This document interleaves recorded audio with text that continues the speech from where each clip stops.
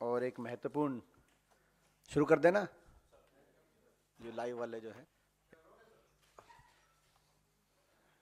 धन्यवाद, आप लोग ने सुबह सुबह समय निकाला और एक महत्वपूर्ण हमारी प्रेस वार्ता को कवर करने के लिए आप लोग आए। हमारी जो आज का जो विषय है वो देश के किसानों से संबंधित एक बड़ा महत्वपूर्ण विषय हम उठाने जा रहे हैं। अभी अभी एक स्टैंडिंग कमेटी की रिपोर्ट सामने आई है जिसमें एक चौंकाने वाला आंकड़ा देश के कृषि जगत और किसानों के समक्ष आया है। और यह आंकड़ा है कि पिछले 5 साल में कृषि बजट का 1 लाख करोड़ से अधिक इस सरकार ने सरेंडर कर दिया है। 1 लाख करोड़ से अधिक बजट, जो कागजों में तो दिखाया गया कि कृषि संबंधित बजट था अलग अलग योजनाओं में, लेकिन उसका वो खर्च नहीं हुआ और सरेंडर हो गया। आप अंदाजा लगा सकते हैं कि कितना बड़ा ये बजट है। इसकी तुलना कीजिए कि सरकार में, भाजपा की सरकार में 2014 से 22 तक देश के 1 लाख से ज्यादा किसानों ने आत्महत्या की। आज इंडेटेडनेस या कर्जे में इतना किसान डूबा हुआ है। ये स्थिति देश के किसान की है और ये फिगर जो है वो एनसीआरबी की फिगर है, सेंटर फॉर फाइनेंशियल अकाउंटेबिलिटी द्वारा प्रकाशित ये फिगर है। 1 लाख से ज्यादा किसानों ने आत्महत्या करी एक तरफ ये, यानी कि हमारे देश में हर रोज मजबूर होकर 30 किसान आत्महत्या कर रहे हैं। ये जो 1 लाख करोड़ का जो कृषि बजट जो सरकार ने खर्च नहीं किया और सरेंडर कर दिया वापस, ये वही बजट था। क्या ये कुछ राहत देकर किसानों को, इतने किसानों को अपनी जान की कुर्बानी देने से नहीं रोका जा सकता था? आपको याद होगा जब कांग्रेस पार्टी की सरकार थी तो 72,000 करोड़ के किसान कर्जे माफ हुए थे और किसान को बहुत बड़ी राहत उस समय देश के किसान को देने का काम कांग्रेस पार्टी ने उस समय किया था यूपीए सरकार के समय। मगर यहां तो किसान का तो कोई कर्ज माफी हुई नहीं पिछले 10 वर्ष में। हाँ, ये सही है कि बड़े बड़े उद्योगपति घरानों के 14.5 lakh crore corporate loan wave of, 14.5 lakh crore के कर्जे माफ बड़े बड़े उद्योगपति घरानों के तो हुए, किसान के कोई कर्जे माफ नहीं हुए। और उल्ट, जैसे मैंने कहा कि किसान कृषि संबंधित जो बजट भी था जो दिखाया गया, वो भी उस बजट में भी जो 1 लाख करोड़ खर्चा नहीं गया वो वापस हो गया, जिसमें से 21,000 करोड़ तो इस पिछले वर्ष का है। पिछले वित्तीय वर्ष में 21,000 करोड़ जो बजट दिखाया गया कृषि संबंधी वो खर्चा नहीं गया, वो सरकारी खजाने में लौटाया। क्या सरकारी खजाने में इसलिए लौटाया जा रहा है कि कॉर्पोरेट के और कर्जे माफ हों और किसान पे और मुश्किल और यातनाएं आए? एक और मैं इसमें बात जोड़ना चाहता हूं कि एक और तो बजट जितना दिखाया जा रहा है वो छल है क्योंकि खर्चा नहीं जा रहा, लेकिन जितना दिखाया जा रहा है वो भी ओवरऑल जो देश का बजट है उसमें कृषि संबंधित बजट में निरंतर गिरावट आ रही है। 2020-21 में ये 4.4% था, 21-22 में 3.5%, 22-23 में 3.1% और पिछले वर्ष 2.5%। हर वर्ष गिरावट आ रही है कृषि बजट में। देश के ओवरऑल बजट से की तुलना में हम देखें गिरावट भी आ रही है, मगर जितना फिर भी दिखाया भी जा रहा है वो भी नहीं खर्चा जा रहा। आप इससे अंदाजा लगा सकते हैं। आज स्थिति ये है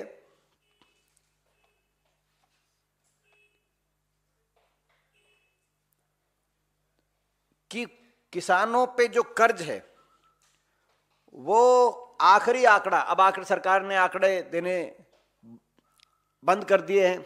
आपको पता है किस प्रकार की सरकार चल रही है, कोई भी ऐसा आंकड़ा जो पारदर्शिता से देश की कृषि क्षेत्र की या किसी भी और क्षेत्र की स्थिति को देश के सामने रखे, जो सरकार की नीतियों को लेकर जिसकी समीक्षा हो सके, ऐसे आंकड़े देने सरकार ने बंद कर दिया।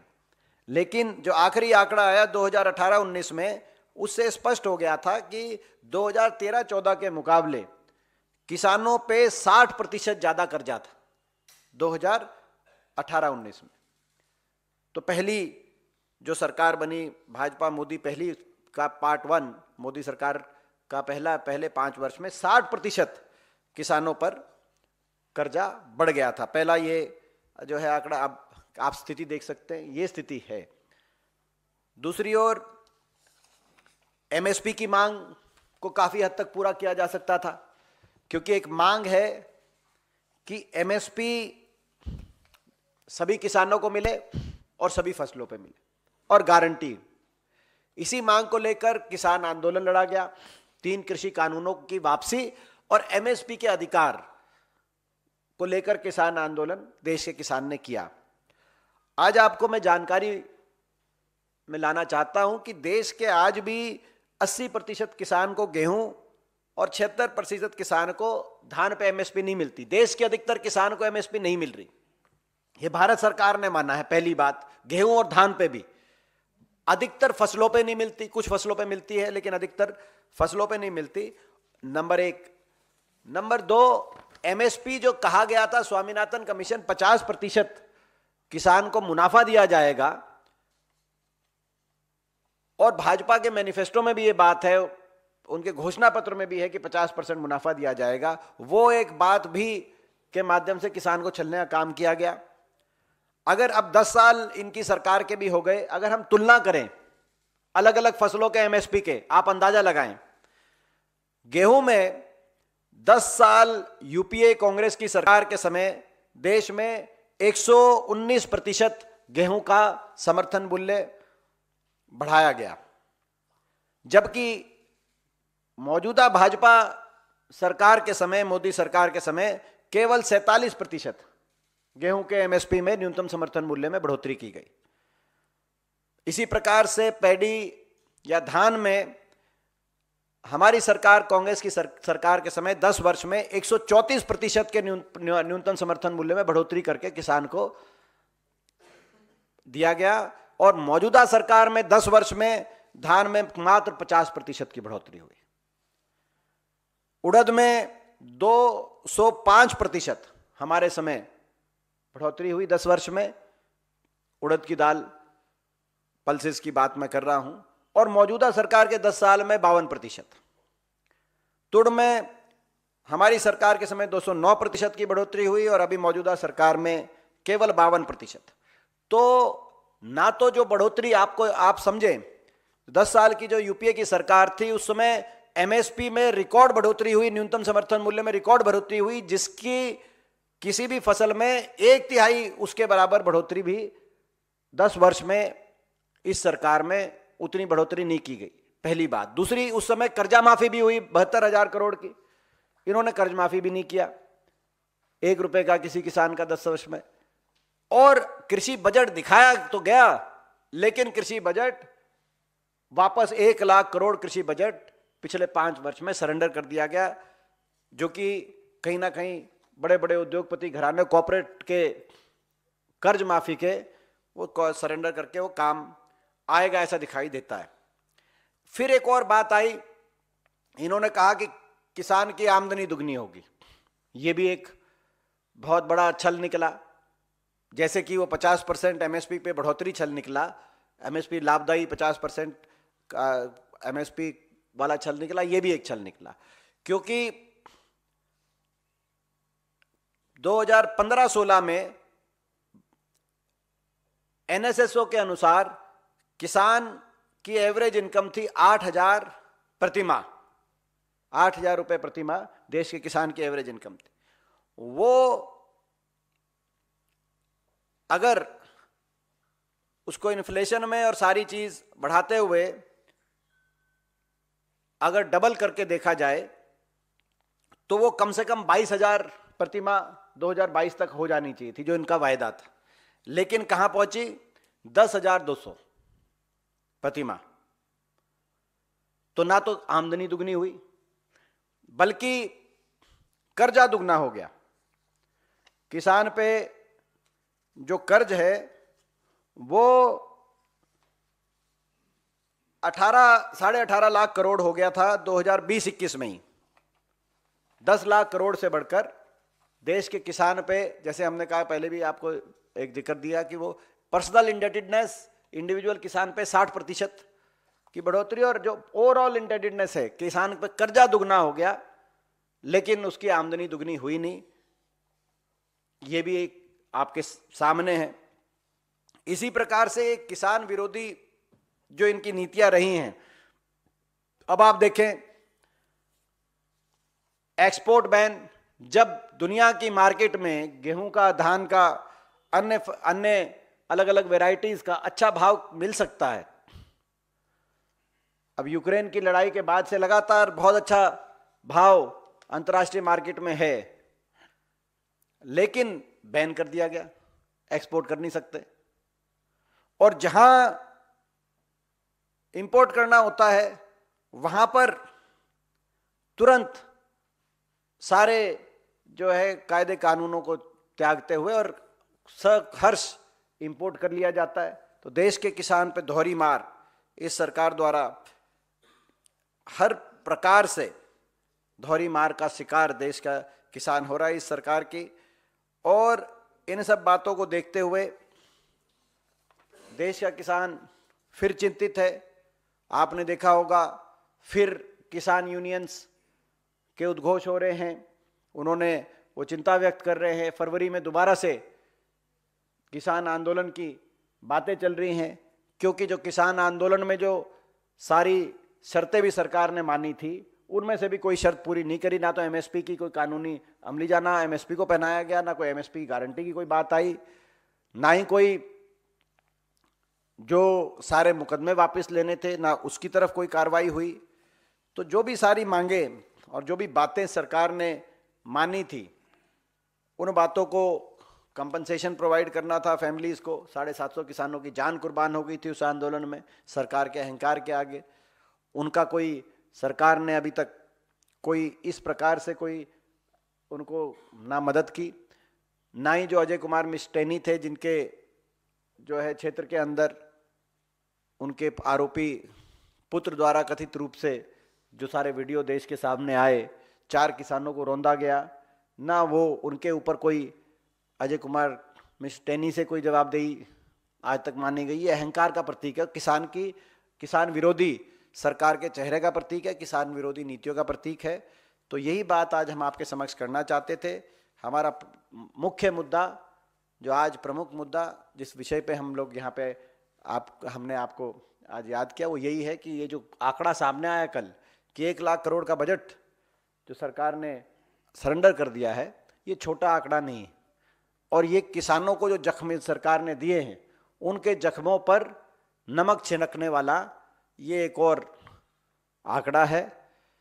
उनके जख्मों को दोबारा से हरे करने वाला ये एक और आंकड़ा। लगता है सरकार कुरेद कुरेद के किसान को जख्म भी देती है और फिर कुरेद कुरेद के किसान का टेस्ट लेती है कि भाई ये जख्म कितना गहरा हमने आपको दिया है। इससे दुर्भाग्यपूर्ण बात नहीं हो सकती। यही हमें कहना था।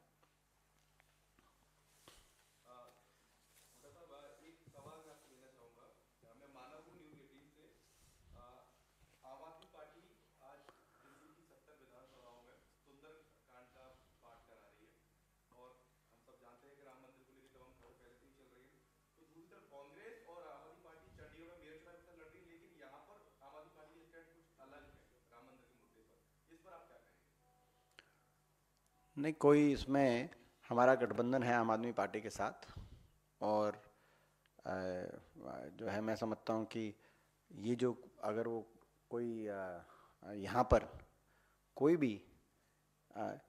भी धार्मिक कार्यक्रम कोई भी हिंदुस्तान का नागरिक कहीं भी किसी भी कोने में करे अपनी आस्था के अनुसार, तो वो तो कांग्रेस पार्टी की जो है उसमें जो है हमारी कोई इस बात से हम सहमत हैं।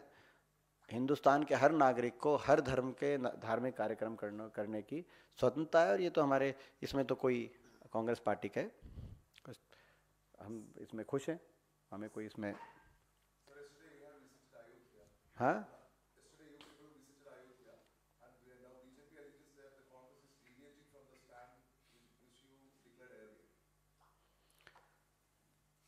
सी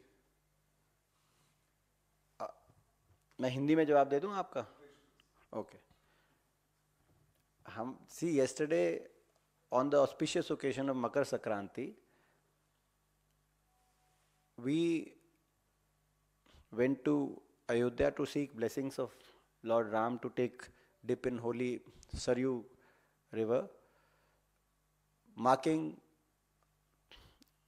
a fresh new start to things and seek his blessings for prosperity for all.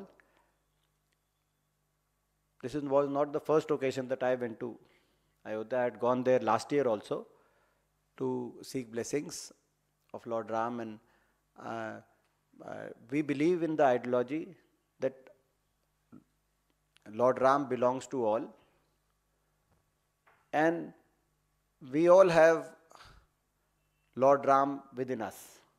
This is the ideology that I think we believe in that. And I come from a state and from a region where even our morning greetings, when we wake up in the morning, our morning greetings, we start with Ram Ram. When there is a rain, we say Ram baras raha hai. When we start a new thing, we say leke Ram ka naam, let's start this new thing. If the farmer will go to his fields to till, he will say leke Ram ka naam, and then he'll start his work. So Lord Ram belongs to all. He is in our faith. Everyone has faith in Lord Ram, and everyone has Lord Ram within them. And Congress has always respected all faiths, and there is no question of deviating from any, because our Congress's stand may have been twisted by any media, but it is not. Congress welcomes anyone who has faith in any religion of this country to practice their faith, and to Congress always encourages rather. So there is no question of any. कुछ नहीं हुआ, कुछ नहीं।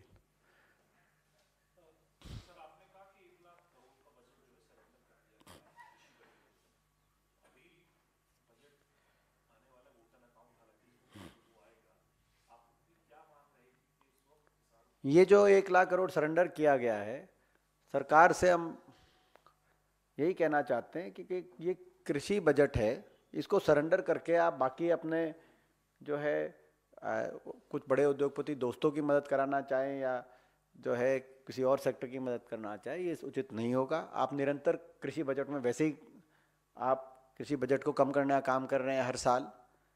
देश का किसान आज मुश्किल में है, आपकी सरकार में उस पर कर्ज दुगना हो गया है। देश के किसान 1 लाख से ज़्यादा देश के किसानों ने पिछले 9-10 वर्षों के अंदर कर्ज में डूबे होने के कारण, अन्य कारणों से अपनी आत्महत्या को की मजबूर हुआ है। तो देश के किसान को राहत दे सरकार, ये हम डिमांड करना चाहते हैं। आपको याद होगा यूपीए सरकार में हमने 72,000 करोड़ की कर्ज माफ़ी कर दी थी एक कलम से, और एमएसपी में जितनी हमारे 10 साल में बढ़ोतरी हुई हर फसल में, इनके समय तो उसमें 1/3 भी नहीं हुई, जो मैंने अभी आंकड़ों से आपको दिखाया किसी भी फसल। तो इतनी किसान से बेरुखी अच्छी नहीं है। किसान देश का जो है किसान भी जो है, हम सब भगवान राम की संतान हैं, देश का किसान भी राम की संतान है, देश के किसान में भी राम बसता है। तो उसकी तरफ इतनी बेरुखी अच्छी नहीं सरकार की। उनके लिए इस बजट के अंदर कम से कम अपनी किए गए वायदों को, हम उससे ज़्यादा नहीं कहना चाहते, लेकिन कम से कम किए हुए वायदों को 50% मुनाफे के साथ एमएसपी स्वामीनाथन, एमएसपी की कानूनी गारंटी और आमदनी दुगनी, ये तो कहे हुए इनके वायदे हैं, कम से कम वो कहे हुए वादे सरकार पूरा करे।